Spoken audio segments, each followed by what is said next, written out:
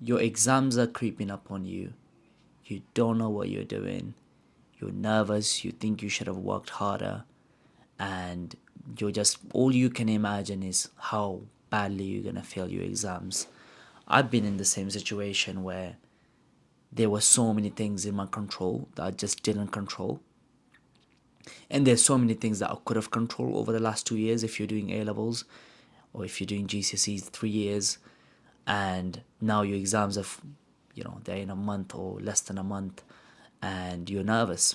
You regret messing about. You regret not raising your hand in the class and asking teacher the questions when you should have, like, you basically, because you didn't want to look stupid, like myself, because I didn't want to look stupid in the class, and I didn't understand a thing, and I wouldn't pick my hand, and now all of that was coming back to me when my exam was approaching. And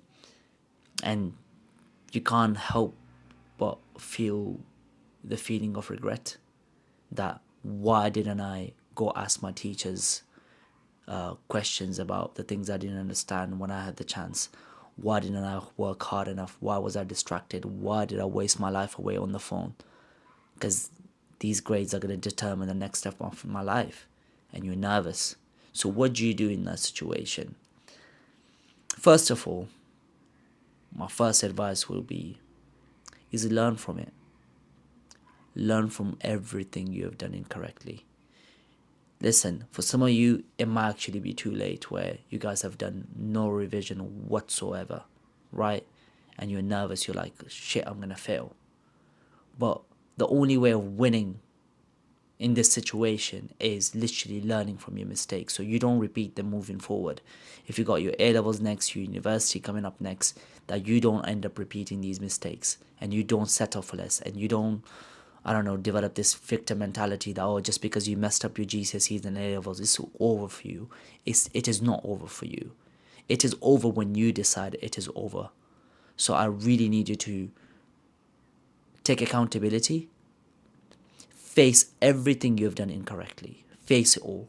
Get a piece of paper, all the character changes you need to develop. So if you were partying and you were wasting about, you were mocking about in the class, everything you were doing incorrectly, write it all down. And make yourself aware of everything you have done wrong, and that's where change will begin. Another more practical solution I want to give, because there are some students that have worked hard and they are just nervous. To those students, I will say, like, it's too late to be revising, like all notes taking and all that stuff. I will leave that, and I'll just get onto practice papers. Do as many practice papers as you possibly can, right? Because that's emulates the exam situation better than anything. Like, past papers, I can't stress this enough. You need to be doing past papers. Even the student that has done all the notes and everything perfectly, if they're not doing enough past papers, they are not going to do well. So please do not be that student.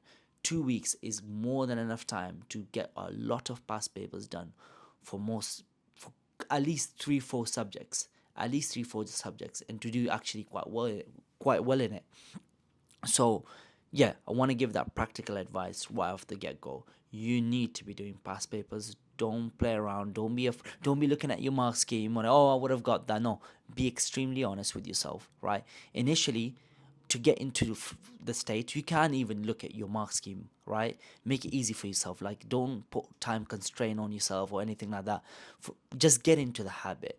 But when you do one or two past papers, then you do need to move on to emulating that real exam feeling, which is you got 1 hour or 2 hours, and you need to get that paper done in that time frame, right? So if it's a 6 mark question, you give it 6 minutes or 8 minutes, depending on how long you have for that exam, right? I hope that makes sense. But yeah, there is no way around it. Like, practice papers is like, you know what?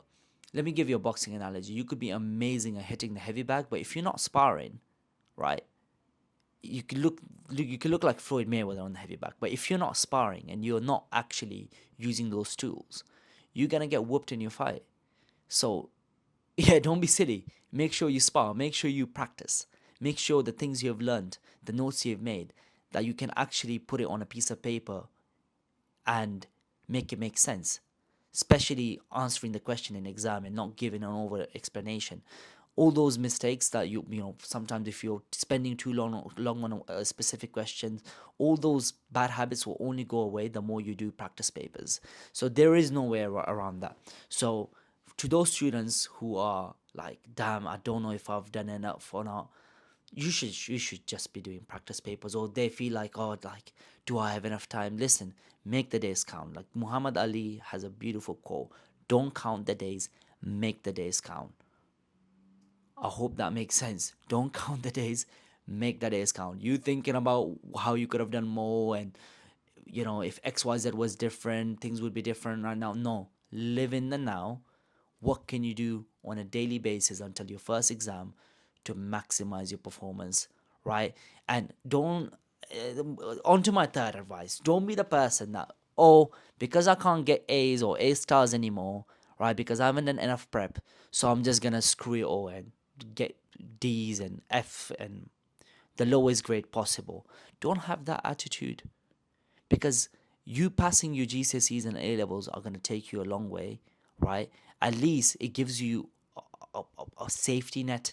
Especially with GCSEs, you can do so much in 2 weeks that you can actually get decent grades, right? So don't have this loser mentality, like when things get hard or when you can't get the A star, that you're like, that you start looking down on the other grades. Oh, if I can't get A star anyway, so what's the point? No, the point is to show up regardless, even if everything has gone your way, even if it wasn't your fault, right? To show up, to not settle for anything less in the time frame you have, to get the best and to do your best in the time you have. That's a winner's mentality, and you're gonna need that in the next step. Even if you ace these exams, right? You can't then just get complacent and think, oh, you have arrived. It doesn't work that way. So that character development is way more important than grades. There's so many jobs out there. They look for those those characteristics that you don't give up, right? That you do the best with what you have. You accept the things you can't control, and you basically control everything, or you do your best with what you have. That kind of mentality, jobs will pick you. Okay, they will, especially working hard with good work ethic and a sense of accountability. Back that with experience, most jobs will hire you, even if you have slightly bad grades, right? But again, experience is extremely important. Education is not the only route, right? If you can do freelance stuff, I don't know, do content creation and things of that nature. Like, I work for Boxer, right? I graduated from King's College London. You have no idea how little part my degree has played in me getting that job, right? The biggest contributor to probably me getting that job is content creation and me running my own podcast. So I don't want you to have a loser mentality that, oh, because I can't get A or an A star, I'm just gonna not try at all. That's a loser mentality. We can't think that way. We're gonna do the best in the time we have, and then you're gonna have less of a regret. Then you will learn something about yourself. That's a step forward. So whatever happens next, whether, I don't know, you go into the clearing or you don't get as good of your grades, you will still have that leverage and momentum to make the best of the next step you have, right, rather than just being like starting cold, rather than just having no prep, no research, or no, your mind is just rusty, right? Like, God forbid you fail your exams and you haven't done any work whatsoever. That person is worse off than someone who had, let's say, 2 months left. They did last minute revision, right? They got decent grades, they got okay grades, or even let's say they also failed. That person is better off, right? Mentally, because they have a momentum to make most out of their next step, to make a smarter choice in their next step, right? Whether it's going down the apprenticeship route or going straight into job, they will be more capable than the person who did absolutely nothing. So doing nothing is not an option. Doing nothing is not an option. But having said that, I wish you all the best with your exams that are coming up very soon. It's not life and death, right? Do your best. Don't deep it too much, and give it your all. Give it your all. I have nothing more to say. And again, a reminder: do your practice papers. All the best and good luck. And if you guys have any questions, please comment them below. Bye bye.